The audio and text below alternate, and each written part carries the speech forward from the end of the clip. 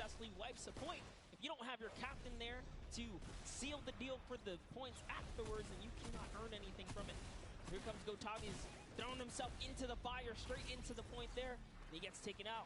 Here it is. Tomaya's team has fallen to last place. Can they make a miraculous comeback here before the 7-minute mark? Maybe kind of get themselves in the running. They're trying their hardest. And I mean, generally we talk about caster curses. It might be like player jinxes going on right now. Everyone's saying, yeah, we're doing well. We're going to stick to our game plans. That just shows you no one is safe here. These guys are evolving, and they're playing a better game after game. Here goes Scissors. He needs one more swipe there, but Clytax wins the small engagement. And Clytax has been fragging out. He's been playing so incredibly well, being aggressive, getting in players' faces, and doing it all with that rare attack. But he's been consistently highest up there in terms of the Elam. You see Fortnite trying to get some pressure down, but good defensive building there from Kororo. Ryan Frantic comes out the side and cleans it up, but there is Hand of Blood coming directly down. Danya is also up there. We got a three-way battle, but it's 4 chickens saying, this is our roost, get out. That's right, coming right up to own it all for themselves. Rubius doing so good right now. He's from Spain. He actually has a record on, was it YouTube for live streaming? 1.1 million viewers, imagine. Yes, one of the biggest content creators in Spain. Will they be able to push down towards the middle? As you can see, Little Whip and Llama Record Company already down there. We've seen this story before as the Funky Fresh Fighters go in, but you can barely even hear the shots over the impulse grenades going off as everyone's like, no, no, no, we've seen how this goes. The Funky Fighters need this. The Llama Record Company need this. So many of these guys, it's riding on this game right here. They have to get as many points as possible. But even with the 12-point one, we haven't seen a lead like this from Gotaga and crew. They are nearly 300 points clear of the next team. Nobody else is contesting there. The Cuddle crew has now been able to catch up a little bit, but they both just established control in their top zones, and Cuddle crew won't pass Raven's Revenge by just sticking with 3 points. They're in a fantastic spot to win this match. Yeah, they've actually been very consistent as well, right? They've been doing okay in that top 4, just doing a pretty good job at staying relevant after all of these rounds. So if Gotaga's team takes this, we actually don't know who can take the set right now. It's actually that close right here. Little Whip Warriors have kind of fallen down a bit here, but Funky Fighters clearly in last place is not good. And now, right now, you can see Tomoya coming in, doing everything he can to knock it down. Carnifex challenging as best he can, and Lachlan is just hanging out inside the cone. Lachlan's doing a great job here. He's just kind of hiding, loving the low profile kind of position and take here on the point. He goes hidden, but hey, he has to come out now and defend themselves. It's 3 chickens who surround him and take down that Cuddle Bear.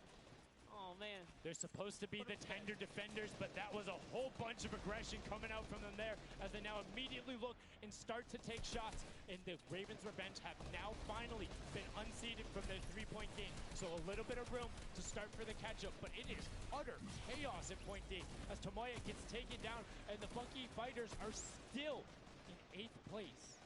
There's still 55,000 minimal on this game alone here. You want to win this one. Ravens Revenge, can they hold it? Or will Cuddle Crew find themselves a big piece of the pie here? Because we're in New York City, you know, you got to make pizza references. That's how we're doing it. Here comes Gotaga kind of hopping on overhead. And all right, he wants more points. He's hungry for it. It's unfortunate they're just clipping off the side as Magma goes down, sitting on 23 eliminations right now. And Kodaga doing his best to find where they want to go up, waiting for his team, but knowing that time is running short since that middle hill is still open and being constantly contested. But the Cuddle Crew are catching up with their steady 3-point game. But now Kodaga goes up right around the back, able to pick up the Elim, and control is rested. This is scary because the Cuddle Crew is also getting points right now. So yes, they're getting a lead, but the Cuddle Crew is keeping up and keeping it very close. They're keeping it very close. This is what we were talking about. We wanted to see a strategy come out, something defensive where you can get your control. They have now walled them off on each side, thrown a cone on top of them, and they have firing angles towards the other 2 platforms and towards the spawns behind them. Nobody wants to go contest them, but right now, Gotaga, oh, we saw what happened when Scissors did that. Don't count your chickens before they hatch because they're catching up right now. You can see that 12 points ticking over, but they do still have a lead as players are trying their best to deny Raven's Revenge. Yes, you have to keep him safe. This is the protect the president strat at its finest. Cuddle Crew still gaining points. Secret still getting points. In comes the fire from all the other platforms. Cuddle Crew's putting on pressure. They don't want to give him the freebie here. You have to look at Raven's Revenge, though. Everybody is so focused on the middle. Nobody is going and challenging the top team. You know they're over there. You know they're uncontested right now. You have to be putting shots down there. You have to find the tags under Gotaga. There it is. And they got him. They got him the difference now. Look at the Cuddle Crew climbing up on their consistent 3, but they still have control of the top. They just don't have their sword. It's 2 hops to get up there. That's right, and now Lackland can just sit here. He can just hang out, earn these points. This is what he needs to do, and he's almost there. He is almost there. The first place can be his right now. He can take this lead, Sundown. But they got control at the same time. It's literally ticking over a half-second away from each other. The shots are going. Cuddle Crew has the lead, though. Will the shot be able to go through? Yes! Cuddle Crew goes take it down. 999. 1,000. Gotaga and Raven's Revenge in the closest nail-biter yet. Edge out the Cuddle Crew in 2 teams who we said we wanted to see more. They brought more. Are you kidding me? The Fish fam step up and shut it down. Just the couldn't earn points and they lost the lead. They were just a tick ahead. That could have been their game. I mean, it's just, let's check out the replay. You can see the counter in the top right, but the Fish fam going up and challenging on the other side. You can see them hopping up there. No one was at the Raven's Revenge as soon as they were there, and the celebration too. You have to be excited when you see that Victory Royale screen pop up when you're up there. I mean, what's it like to win a game on that stage? I have no idea. Those guys do, though. We you know, at some point before the day's over, we really got to recap the other point of a point of view there, because they had it. They were 1 tick ahead. They were there, knocking on the door, 55,000 away from bonus prize on top of this entire competition. It was right there. And it got taken away, and this is why I love Sky Station Showdown. The clutch little moments, the interactions that happen, very similar to Battle Royale, where every single thing that is happening on the map can affect the overall end result of the game, as you see there in Raven's Revenge, closing it out. Gotaga, the competitive veteran, able to clutch it up in the final moments. Magma, Arthier, and Chappie as well. Just a great performance out of them, taking the top spot in the final match of the first set. Now I get to say, I was right the whole time. I started off with, Raven's Revenge, kind of making me feel like, hey, these are my guys. Let's go with your gut, guys, all right? Raven's Revenge, that's who I said when I started this whole thing. Told you. He's not wrong. They were able to take it there, but we're going to throw it up top to an interview with Raven's Revenge with Zeke. Zeke, you there, buddy? I am here, Sundown. Thank you so much. Fun fact, Monster did in fact say Raven's Revenge would win. I've got your back, Monster. I am here. You guys got your revenge. I gotta ask, first question to you, Gotaga. How does it feel to be here in the stadium, the fans, the roar, and to be facing off against your peers? Was it what you expected?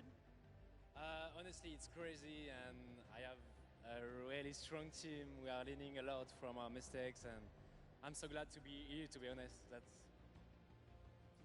I don't know how to describe it. It's pretty crazy. It's pretty crazy being here. I'm right there with you. All right, so now who's the overall shot caller? Is it Gotaga? Is it you? Who is it? Kind of all 4 of us. We were playing too afraid at first, so we just had to just go in there and just kill them as fast as we could, and then spawn trap. That was our goal.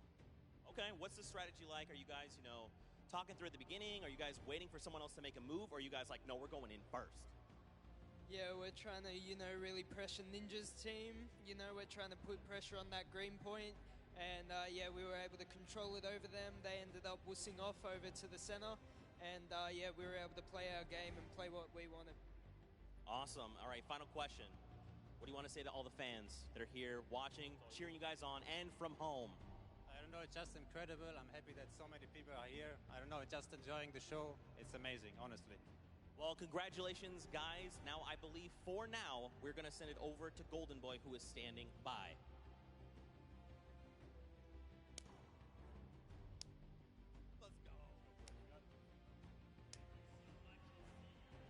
Going on there, and now what we're doing right now, hanging out as they walk back over, just brilliantly done there from RTA, Magma, Chappie, Gotaga. The teamwork from them was just on point. You talked about it, all 4 strong players from Gotaga, and they're happy with the final result, and that puts them immediately into contention because it's cumulative prize point to find out who will take that first silver llama and kind of get a leg up for the rest of the creative final. I actually want to touch on something that, was kind of interesting. He called Ninja's capture point the green point. These guys are like that focused here. He's like, okay, we know who's kind of farming which ones. And they're shutting players down, shutting down their competition so that they can take these sets. Well, that's the next step, right? As soon as you're immediately in there, and that's the big part for Sky Station that I enjoy, is you have the ability to see where the other opponents are in relation to you for score. So if you want to go and try and make somebody's life difficult, you might not be maximizing your points,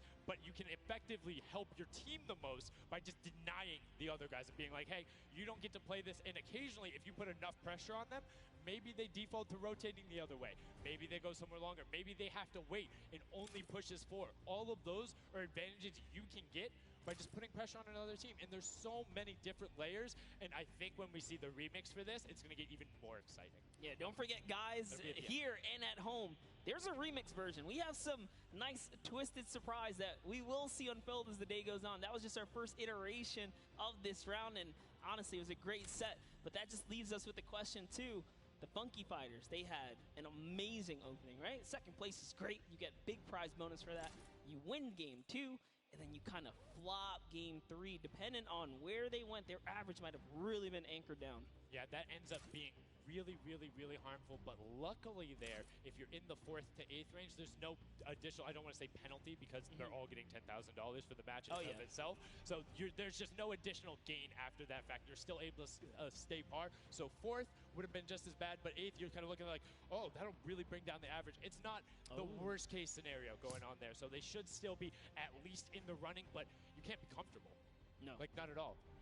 It's so incredible, and now we are going to go over the stage. We have the results, and your set 1 winner is the Funky Fighters. The last match was not enough. The singular win in the double goes over to them. They will have that first silver llama, and there he is throwing it up, and I mean, you got to be happy for him. They did it. I thought maybe it wasn't enough, but it was. Love this celebration right here. You kind of are like, it's a little, I don't want to say like bittersweet there, but it's like, oh, you kind of like get pushed out in the last game, and then boom, you get it. But now the silver llama, but they're happy. They realize, and the big thing, that gives them a leg up for the rest of the competition. If they can win the next match, another team has to win both of them. But such a great job from the Funky Fighters, sticking to their guns, staying with the strategy, getting 2 top 2 place finishes, one of them being a win. I actually love this right here. They're all getting together, showing team harmony. They're clearly happy. They take the first set. That's amazing. They're off to the right start, really. They can get another 1 or 2 of those, and this entire creative finals is theirs. Well, and again, we talked with Tamoya beforehand, and he was like, yeah, we're really confident when we can get in the races. We want to be on that world run. We know we can do there. We have some really good runners, and then they turn around and do that? I was just Showdown? Yeah, I was just going to touch it. I was like, you know what? Yeah, this wasn't even their strong suit, right? He did a death run at some point as when he recruited his people for this creative challenge. So for him to take what might be one of our, toe-to-toe PvP sessions, that's actually crazy. And here's the team standing, Sundown. Yeah, look at the final team standing. So Llama Record Code do just get edged out by $1,500 there. The Funky Fighters, you can see on the right-hand side, have been awarded that silver llama. Rounding it out, you have Raven's Revenge in the top 3, Cuddle Crew and Little Whip Warriors both at 55, sitting in 4th and 5th. Fish Fam, Sunshine Soldiers, I almost got that one, 6th and 7th, and then 8th there are the Chicken Champions. But this is set 1 of 4. There's still tons of creative games to be going on. I mean, it's been so good, and like we talked about earlier, we have a never-before-seen map and game mode for you guys. Now, I know we released Prop Hunt. It's something that's kind of similar to that. How many of you guys have played Red Light, Green Light at some point in time, right? You've been there, you've done it. I know, whether it might have been a little while ago. Junkyard Juke is a red light, green light prop hunt version where you will have 2 teams sitting up as guards, 6 teams running. It will rotate through every single one of the rounds, and here you can see how to win. You have to dodge those guards, sprint into the center, and incinerate yourself in order to get those points. There are 4 rounds per match, Monster, and how do they score? Yeah, but also, before we get there, you only get to be guard once. And while you're guard, you do not accumulate points. But yes, the points come in through the props themselves. So when you are on the prop side, you want to choose small, medium, or large objects and try and get it to the incinerator under the guard tower. So it's actually really difficult. And like you said, it's a hybrid. It's a red light, green light, slash prop hunt style.